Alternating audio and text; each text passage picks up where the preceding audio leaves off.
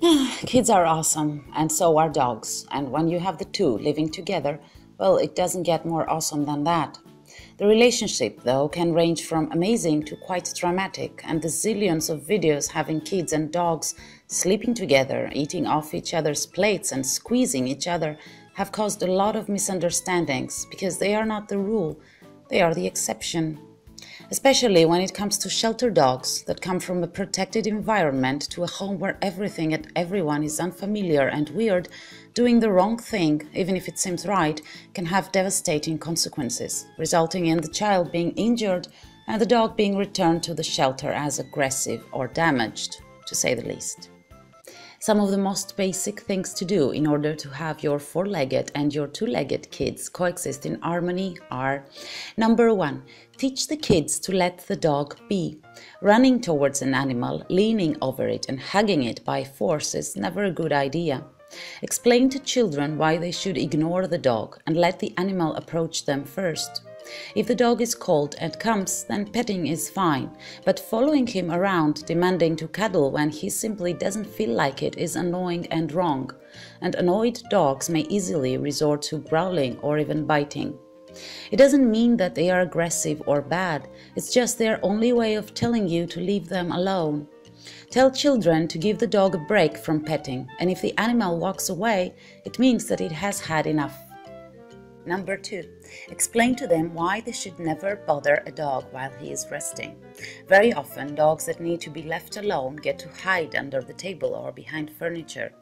Explain to children what this means and never allow them to bother the dog in any way while he is in his safe spot. When the dog lies in his bed or in his safe place, it should be left alone, and the area around this safe spot should be a no-go area. Crates make this more clear than any comfy bed, providing a visible barrier between the outside world and the dog's safe spot. Number 3, explain to children why they should never bother a dog while he eats nor play with his food or water. When the family dog is eating or chewing his favorite bone, he should be left unbothered. Dogs are animals and they often have a tendency to protect their food because this is what their instinct tells them they should do. For the same reason you don't want your dog to bother you while you are having lunch, okay, except for begging maybe, a dog should be left alone while he's having his lunch. Number 4, dogs are not toys and they should not be treated as such. Dressing them up and making them look ridiculous is not funny nor cute. It is annoying and confusing for the animal. Teach the children to spend quality time with a dog doing something that is fun for both of them. Playing is an awesome thing to do, as long as both parties are in a mood to play, and as long as the children respect a dog that does not want to play anymore, and know when and how to say that's enough when the playing gets out of hand. And saying that's enough to a dog that is not ready to stop is not enough. Dogs can't speak, but they can interpret our body language better than we think. And the best way to get a dog to stop playing, chase you around or bother you is standing still, looking the other way and putting your arms behind your back.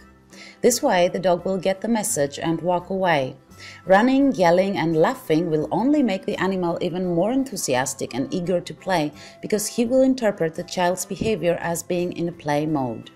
Coexisting, joining the family in a nice walk, playing with moderation and even practicing some previously learned commands are all things both kids and dogs enjoy. Teach your kids to respect the family dog's privacy and space. Teach your dog to behave around people and to obey some basic commands, and never ever leave them unattended. Most accidents happen when dogs and kids are left unsupervised, and it is neither the dog's nor the child's fault. Remember, a dog is never a child's responsibility, no matter how much the little one cried and begged you to get him a dog, and no matter how he promised to care for him. Pets are or should be the responsibility of an adult, so expecting that the kid walks, feeds and cares for the dog in any way is wrong. Family pets do not teach children to be responsible. We do, by setting the example and by being responsible dog owners and parents.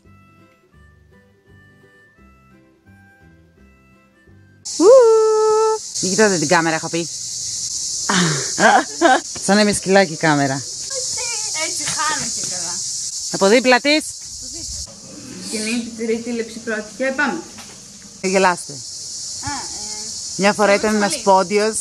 Αχ, η ζωή του κάμεραμαν. Απόλο, πήγαινε στη θέση σου. Στη θέση σου.